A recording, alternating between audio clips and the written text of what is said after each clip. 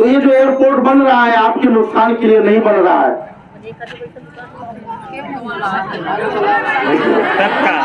आपके फायदे के लिए बन रहा है, हम लोगों के फायदे के लिए। सुन लीजिए, लेकिन किसी का भैया हम लोग को फायदा नहीं है, किसी को एयरपोर्ट नहीं चाहिए, किसी को नहीं फायदा। सुन तो ले, किसी कुछ फायदा नहीं, फायदे का काम जरूर है, लेकिन किसी के गला दबा के पट्टी से खा लेंगे हम लोग, हवाई पट्टी से पेट भरेगा, गला दबा के किसी को झुका के हम लोग को नहीं भैया, किसी को दबा के नहीं किया जा सकता है, नहीं चाहिए हम लोग, नहीं किया जा सकता किसी को।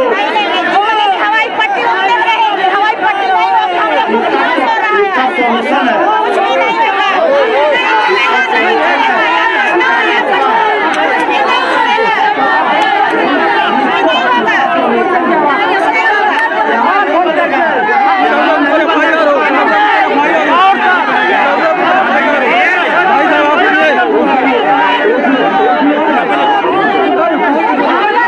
हमको एयरपोर्ट की जरूरत ही नहीं है, एयरपोर्ट बनना ही नहीं चाहिए। हाँ, एयरपोर्ट की जरूरत नहीं है।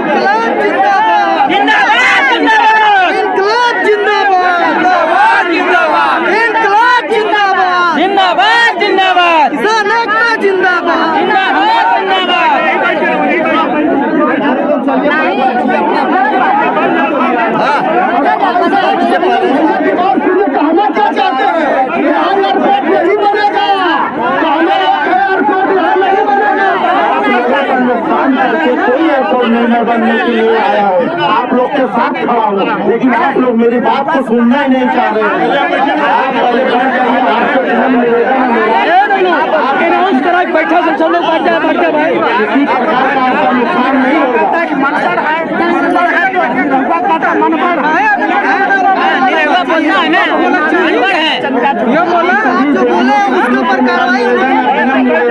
आप लोग बैठिए, आप लोगों का नुकसान करके कोई एयरपोर्ट नहीं बनेगा। आप लोगों का नुकसान करके इसमें हमारे किसान का कोई नुकसान न हो। अगर नुकसान होगा तो कोई भी ऐसा काम सरकार नहीं करेगी जिससे हमारे किसान भाइयों का नुकसान हो। अगर किसी तरह का कोई नुकसान हो रहा है तो हमारी कोई भी सरकार नहीं चाहती है कि हमारे किसान भाइयों का नुकसान हो।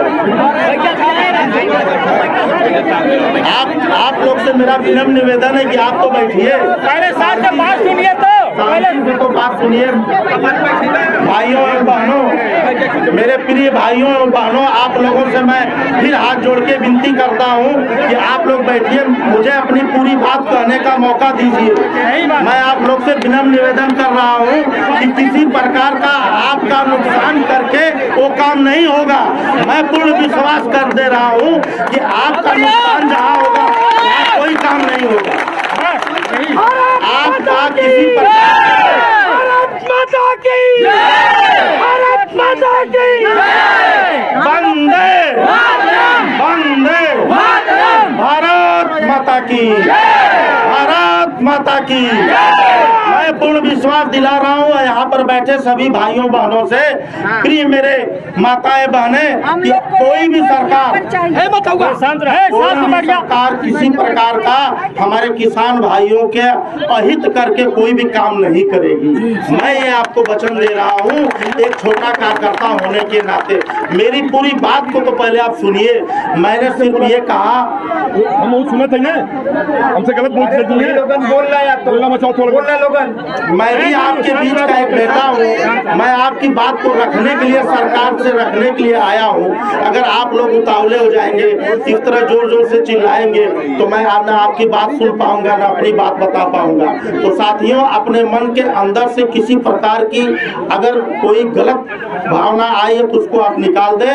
आपके मन के अनुसार हम काम करने के लिए आए हैं। जो आपका मन है वही हम पहुंचाएंगे और उसी काम समर्थन करेंगे।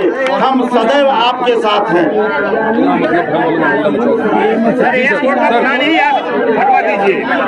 आप जब बताएंगे कि इससे फला चीज का नुकसान हो रहा है, फला नुकसान हो रहा है, तो इस जब बात को हम बताएंगे तभी तो कोई पता चलेगा कि हमारे लोगों के साथ अन्याय हो रहा है कि न्याय हो रहा है। जब उसी बात को मैं जानने के लिए आप लोग के बीच में आया हूँ। जब मुझे आप लोग बताएंगे कि देखिए इस एयरपोर्ट के बनने से, इस काम के करने से ये हमारा नुकसान है, यही चीज तो मैं समझाऊंगा ले आके। आपका मैं प्रतिनिधि के रूप में आपका आया हूँ, आप क्यों ऐसा उल्टा समझ रहे हैं? तो साथियों, जो आप लोग के बीच में उपाध्याय जी हैं या इनकी जो टीम है, जो आप लोग की तरफ से जितने भी सक्षम अधिकारी हैं या नेतागण हैं, उनसे बात करने के लिए जाते हैं, इनको यदि आप कुछ मानते हैं तो आप बताइए कि हाँ या ना। अगर इनको कुछ मान रहे हैं तो इनकी बातों को भी मानेंगे कि नहीं मानेंगे आप लोग? तो ये आपका पूरी बात अब रखेंगे, मुझे स्थलीय निरीक्षण कराएंगे। उसी स्थलीय निरीक्षण को मैं देखूंगा कि जो भाई साहब ने कागज में समझाया वो सही है, तो सरकार को हम बताएंगे कि ये सही है, यहाँ अन्याय हो रहा है। आप आश्वासन दें। अब थोड़ा सा शांति देंगे और हमारी बात सुनिए। 1 मिनट सुनिए, अब हमारी बात ध्यान से सुनिएगा। जमीन हमारी भी जा रही है, मकान हमारा भी जा रहा है और आपका भी जा रहा है। बहुत ध्यान से बात सुनिएगा। जिस तरीके का भगदड़ आपने किया है, ये भगदड़ हम तो नहीं समझ रहे थे कितने दिन के बाद 46वां दिन आज चल रहा है। मैं शांति से बुलाया, शांति से हम नेताजी नहीं बना देंगे एयरपोर्ट 2 मिनट में मुंह से बोल देंगे तो बन नहीं जाएगा, और ना हम बनने देंगे। लेकिन इस तरीके का सम्मान हम नहीं देते किसी को। ये तरीके से नहीं होगा। आप अलग करने लगे, एक भाई साहब है धरना बंद करो, ये वो ऐसा हल्ला मचा रहे हैं, ये संस्कार विहीन काम मत करिए। अगर हमारी कड़ी में बीजेपी ने दर्द दिया है तो बीजेपी के प्रतिनिधि होकर के आए हैं, अगर हम इनसे अपनी दुखड़ी बात नहीं करेंगे तो ये सूचना पहुंचेगी कैसे वहां तक? उस बात को लेने के लिए आए हैं। हमने इनको बताया कि जमीन आप देंगे, आपने कहा नहीं। कहा सुन नहीं रहे थे कि देख नहीं रहे थे? जबरदस्ती एयरपोर्ट कोई बना देगा यहाँ? तो फिर क्या हल्ला कर रहे हैं आप?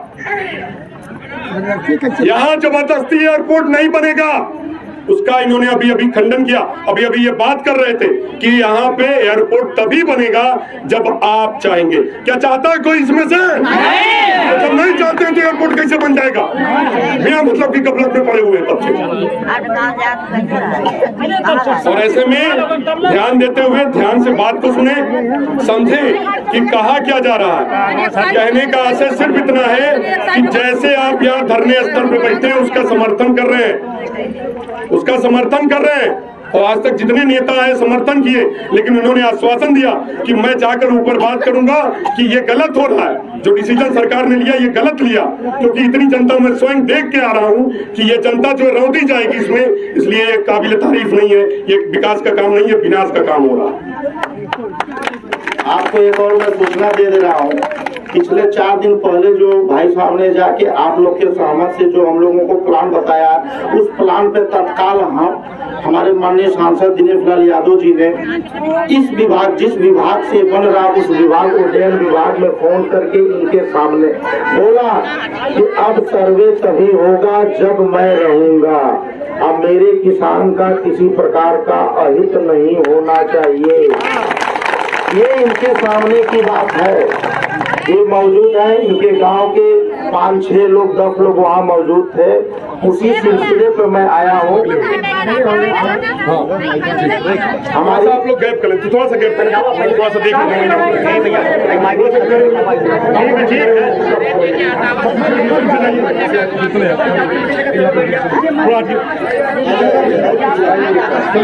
मंच पर सभी लोग चलिए, आप लोग साइड हो जाइए, थोड़ा साइड हो जाइए, आप भी आ जाए।